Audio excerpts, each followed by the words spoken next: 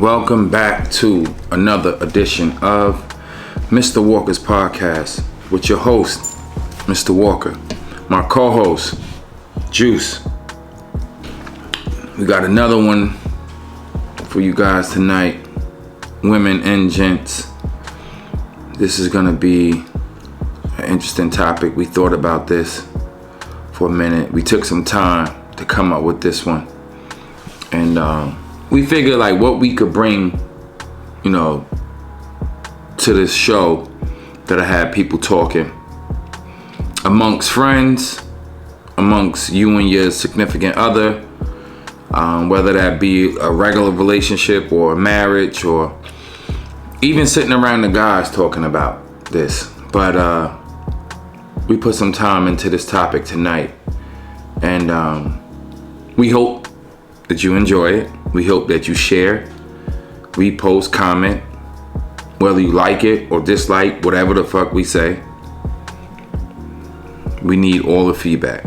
We need all the love. We need all the reposts that we possibly could get. Before we even start the show, so Juice, how was your week? How was your weekend going?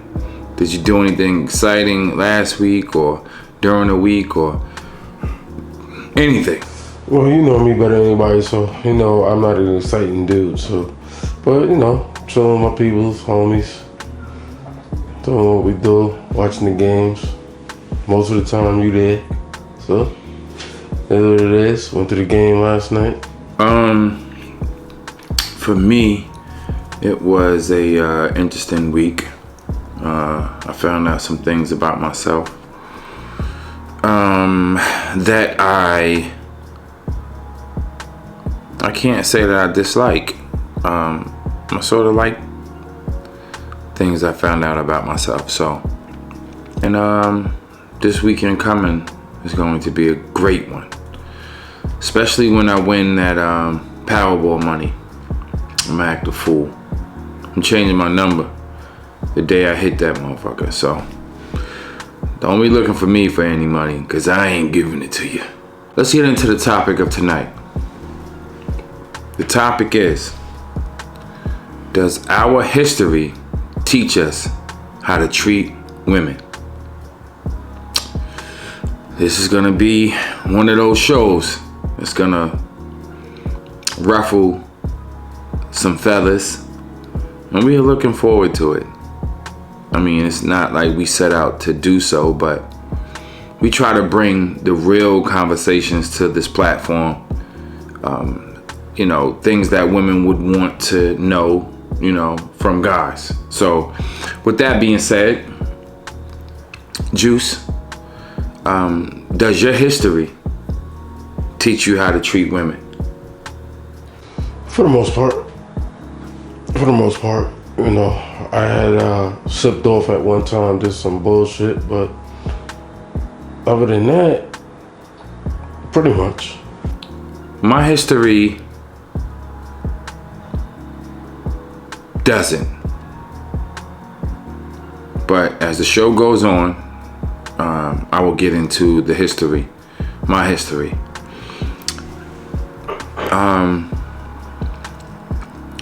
And how I corrected certain things. So, I think it's interesting that we get into what we seen growing up as young men, right? In the household with your mother and your father. So what would you say what's the type of relationship that your mother and father had that you seen growing up? Well, like I always used to say, I always wanted what my parents had. Doesn't mean they didn't argue. Doesn't mean they didn't cuss at each other. But I remember my mom being there cooking some days, and my father would walk up behind her and grab her. Come give me a kiss. Mm-hmm. You know what I'm saying? Like romantic shit like that. You know what I'm saying? So that's what I was pretty much around. Didn't say it with my grandparents, but maybe because they was a little old. Well, they weren't that damn old. But, you know, because when I was born, my grandparents were still in their 40s. Okay. So they were young grandparents. So maybe, I mean, I used to see them kids and stuff, but they didn't do that. But my parents, oh yeah. My parents was just always like huggy, kissy, like, and that's what I always wanted. That's what I want to this day. For me, I can't really remember too much of that when it came to my mom's and my pops. I remember it being great and then it being shit. But I can't sit and say I actually seen a great relationship between a man and a woman in my household. But I've seen it outside my household. Some of my best friends' parents. And when I seen it, it wasn't like, it was more like I was in love with the relationship, because it almost seemed movie-like. It almost seemed unreal because I didn't experience it in my own household. You know what I'm saying? So when I seen it in my friend's household, it was like, wow, like I guess that's the way you're supposed to treat a woman or your wife or you know what I'm saying? I grew up around cousins,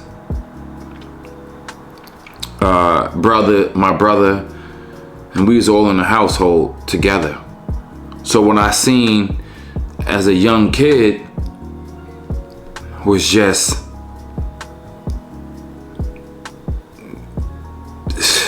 a lot of going in and out. You know what I'm saying? So, and I don't blame them, you know, I don't blame them, but they were kids and Boys will be boys. Yeah. So you had that shit going in and out the house all day. And because my cousins and my brother were ladies, men, right? Women were attracted to them. I seen it all day. So yeah. So I, you know, that shit had an effect on me for some time but that shit was different from like what I seen outside, right? So then you had the two worlds, me trying to understand at my friend's house why the father would bring home flowers, right? And how his dinner was made first and put in the microwave. And then at my friend's house, at my house, you had girls going in and out. Now, in hindsight, right, like looking at it now as an adult, it's two different age groups. You got my brother and my cousins, late teenage years, early 20s, and they're doing with what kids would do with women. And then in my friend's household, those were two grown, married people. You know what I'm saying? That been together forever and a day. So on one hand, I seen what marriage looks like, whether it was a great one or not. Because when they walked away from us, it was probably something totally different. But in front of me and my friend, which was his parents, it looked great. You understand what I'm saying? So trying to understand or put things in perspective as a young kid, you just all over the place. Your mind is all over the place. You don't know what is what. But at the end of the day, I'm attracted to women and I'm attracted to a lot of them. But Girls. But at that age, you saw what you saw, but you didn't care. Because you didn't have a care in the world. That's why they say that. You ain't have no care in the world. But the crazy thing is, even though you notice it, a lot of stuff you notice when you were a kid, And then when you get older, you be like, that's what that was. That's what that was. But see, the thing is, I had to care somewhat, right? Because even the multiple little girls that I was fucking with when I was a little boy, I never was disrespectful to them. So that had to come from somewhere, right? I can't say it necessarily came from the other households that I visit, that I seen the father being like the utmost stand-up, respectful husband to his wife. Maybe it was based on my mother being a single mother and me being a son to my mother, because you know that's your first love. You know what I'm saying? So I can't, at that age, I definitely didn't understand. I was never disrespectful to women, ever. I might have fucked with a bunch of them at one time, but treating them like shit, I never did that. So, you know, you got anything you wanna? Listen, I didn't live in the Huxtable house. So don't get it twisted. Certain things happen, but like I said, I would watch my parents and my grandparents or whatever, or my aunt when she was married, and see how they would react and how their husband reacted with them.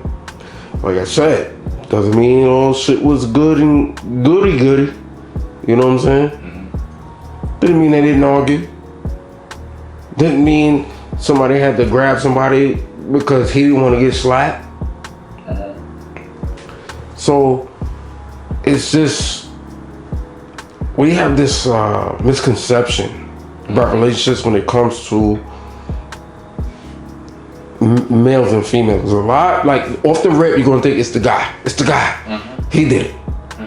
Nah. A lot of times it's the female. And I had a lot of females in my house because my grandfather had 2 jobs. My dad worked for Long Island Railroad. You know what I'm saying? So, of course, they were around and in my life, but they always got damn working. Yeah. You know what I'm saying? Uncle working, whatever. So, you know, I had a lot of older cousins, male cousins, just like you do, you know, and they be like, oh, blah, blah, blah, blah, blah, blah, blah, blah. But then I saw how they were treating girls. I said, nah, I don't think so. I said, I gotta do something different. And also, I say this because, you know, and I'm not tooting my horn. When I first went to college, I was a bio major pre-med at Ohio State University. I think the way you treat women sometimes is hereditary. And you might not even know it. I think it's hereditary. Because you have something that's called generational mitochondria. Explain. Well, mitochondria is the thing in your cells, your blood cells, that gives you energy, and it also helps your brain. Mitochondria is what? Okay, I'm gonna put it like this. Let's just say you have somebody that's a schizophrenic, right? And they have a kid. That kid could possibly have schizophrenia, but it hadn't manifested itself yet.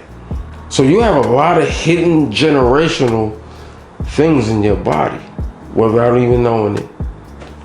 And it ain't just how you look, it's how you react act and react and deal with certain things. And let me say this, you know, I want to address something before we go any further. Something that I hear a lot of men quote, and a lot of people that say this shit, I don't even believe that they really broke down the quote. I think they just say it because it sounds good, and they say it in front of other people because it makes them look a certain way. The term, you know, when you hear guys say, happy wife, happy life. That's a trippy. You know, it's that shit trips me out every time I hear a guy say that shit, right? Because it's almost like, as long as your wife is happy, you'll be happy, regardless of what you feel about the relationship, or regardless. It's almost like your feelings don't matter as long as she's happy. And when I hear guys say that, it's like they just repeat. To me, it's just like they're repeating what they heard in a movie, or they're repeating what they think is cool to say.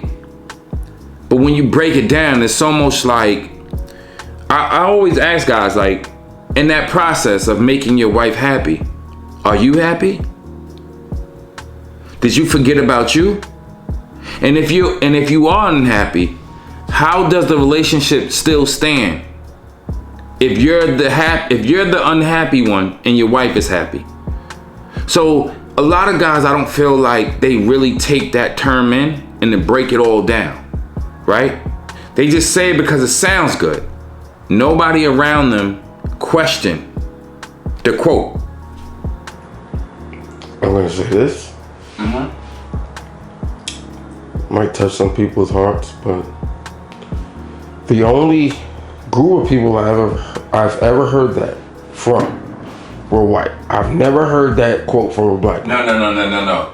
I'm talking about me. Okay. Now, all I've ever heard it from was black men, and the men that I might have heard it from, wife, in some way, form, or fashion, dominates the relationship. I'll say it again. Only people I heard that from were white guys or Italians. And they have been married for so long that it's like they're used to it. And then, on top of that, most of them, the wife was the one that was the breadwinner. The wife was the one that was the breadwinner. And they'd be like, oh, my wife made all the money. Let me tell you this. In a relationship, I want my wife to be happy, but she should want me to be happy as well. It's yin and yang, bro. That's it. That's what it is. So, guys that say that shit, it's almost like, it's the weirdest shit in the world for me to hear guys say that shit. It's weird as fuck. It's weird as fuck, bro. Like, they're willing to put so much effort into the relationship, like they should, right? To make their wife happy or their girlfriend happy, right? Absolutely. But in the process, ask yourself, are you forgetting about your happiness? Are you forgetting about your happiness? And is the person that you're dying to make happy, is she forgetting about yours? I mean, that's deep right there. Yeah. Straight up and down. That's deep, but it's true. Here's the thing. I think guys are some guys, like I said, from that term that you said prior, I think they're just so content with it. And they've been married, they've been together for so long that they like, oh, well, this is life. It's a silly quote. It's a silly, especially when guys say it amongst. I get the quote. To a certain degree. I understand to a certain, like. But it ain't true. It's not at all. Because if I'm unhappy, shit is fucked up. Straight up and down. No, it's no different than the quote, cheaper to keep 'em. It ain't no different than that. Yeah. Cheaper to keep her. Now, it could be cheaper to keep her, so she don't take all your shit. Yeah. But what happened if you the bread? You know, she the breadwinner.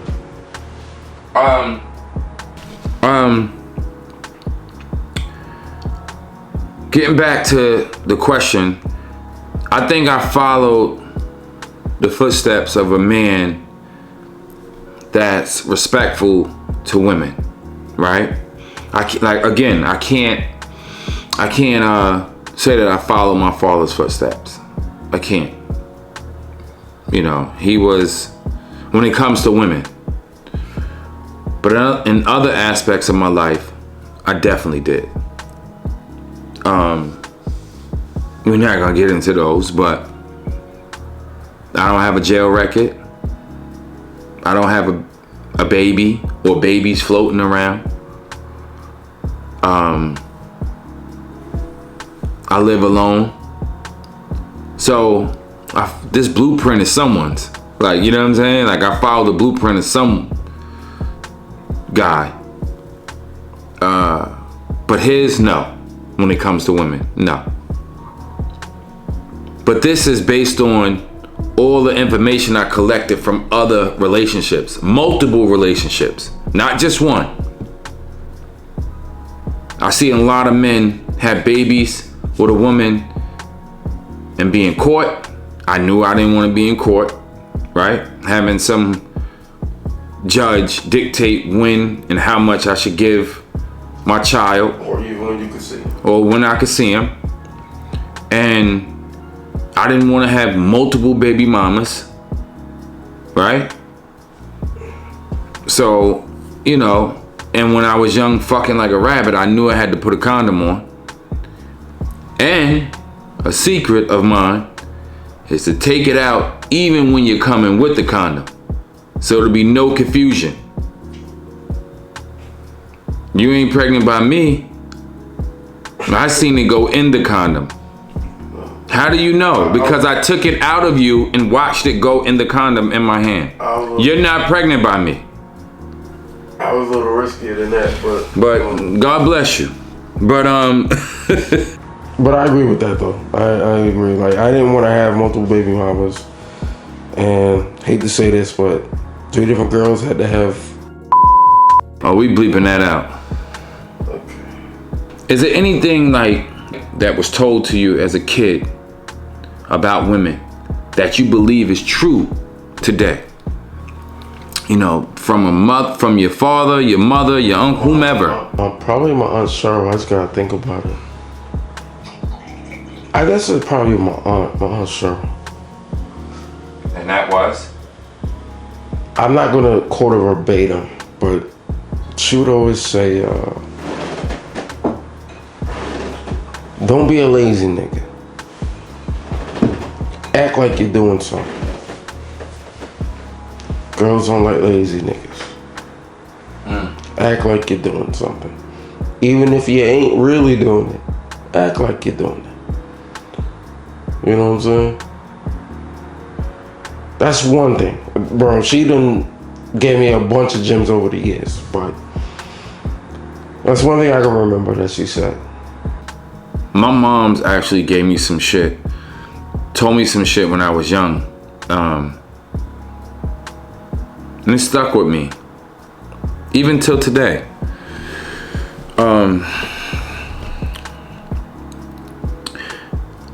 I remember I was acting up. I was ready to tear. I remember I was about to tear some shit up. Really? I remember I was about to tear some shit up over a girl, and my mom said to me, like, what are you upset about? And I told her, and she sat on the end of the bed and she said, her words exactly, that thing don't belong to you. And I was like, what? What you mean? What you mean it don't belong to me? She said she's letting you borrow it for a little while, but it's hers. She can do as she pleases with it. You have it for the moment, but if she decides she want to give it to somebody else tomorrow, she has every right to. And this is when I was young. because I don't own it. And this is when I was young. And until today, it sticks with me. Men and women. It's not necessarily yours.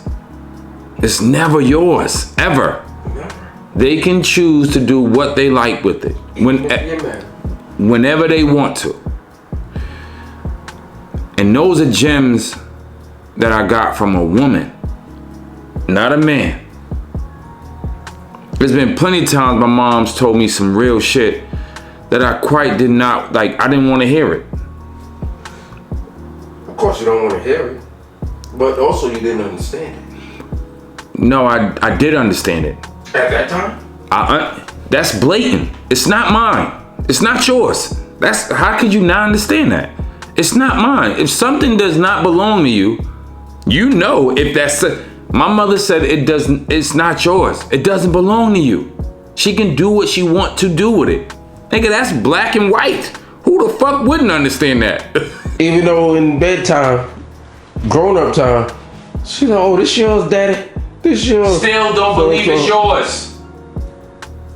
What do you mean? Did I not believe it? What? Like, that's... Bro, this is a question, bro. Yes, when she said it, hell yeah, I took it for what it was. And again, I didn't want to believe it at all. She can do as she pleases with it. If she want to give it to you and other people, that's her business. Now, as you get older and you've been with somebody for a certain amount of time, or even marriage, right? You think you put a ring on it, that thing is yours. And she might tell you it is. But at the end of the day, she can still do what she pleases with it. When she's upset with you and she don't want to give it to you, she got the right to not give it to you. Yeah. Your ass sleeping on the couch, she's sleeping in the bed, right?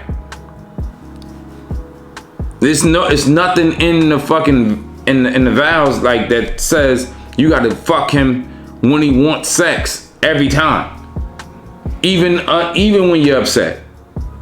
So, to a certain degree, what my mom's told me even exists in marriage. Absolutely. So, and like again, I said, like, that came from a woman. That didn't come from a man. My mom's used to, she would tell me some real shit. And again, you didn't want to hear it because you didn't want to understand it. But she put it in the simplest form. You know what I'm saying? Hopefully you run into somebody, you date somebody, or you marry someone, and they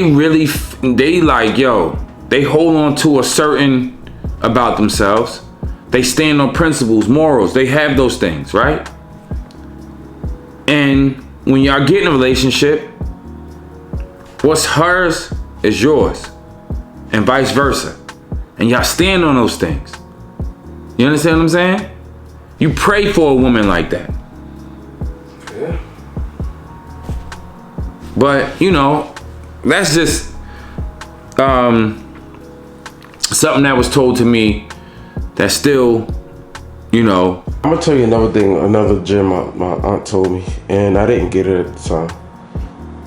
Of course, I wasn't a virgin no more, so I was like stupid. I was like 16. She said, they all pretty much feel the same, right? I said, what? They all pretty much feel the same. And I didn't get it. I never got that. Until I got older. They all pretty much feel the same. So, if if this is what you want, sometimes you gotta put a little extra work in it, right? Into it. And that goes for anything that you're trying to do. Shit, even down to this motherfucking podcast. There's a lot of people in the world that want to start businesses, that want to do podcasts, whatever the business may be. But what you put in is what you get out. And the crazy thing about, even with relationships, every relationship isn't the best. But it's the amount of effort that you put into it. To make it better. To make it better. Absolutely. So, you know, everything isn't going to be perfect all the time. Growing up in a household with 4 or 5 different playboys, you know, all the women were attracted to these guys. And then, like, being downstairs in this man cave, and I'm seeing that door open up all day, every day. Different women in and out this fucking door. And they was loving on somebody down there. And the next day it'd be another one. The next day it'd be another one. If I lived my life like that, 1, I'd probably fucking have a disease. 2, I'd probably have a bunch of babies. 3, I wouldn't appreciate women, or have any type of respect for them. And those 4 or 5 things I said, none of those things exist with me. So I had to kind of like retrain my thought process when it came to women. And that was based on what I seen outside the house and the way I love my moms. And then becoming, at one point, when my brother left and my cousins went and did their own thing, started families, it was just me and my moms in the house. So at that point, I realized that I became the man in the house. So being a protector was my number 1 priority. So those are the things that I picked up along the way. And whether they came from in my house or outside, this is what you see today. How I carry myself in the street is based on the people that helped raise me. My brother and my cousins. And friends in between visiting. And when they peoples kicked him out, they spend the night in my crib.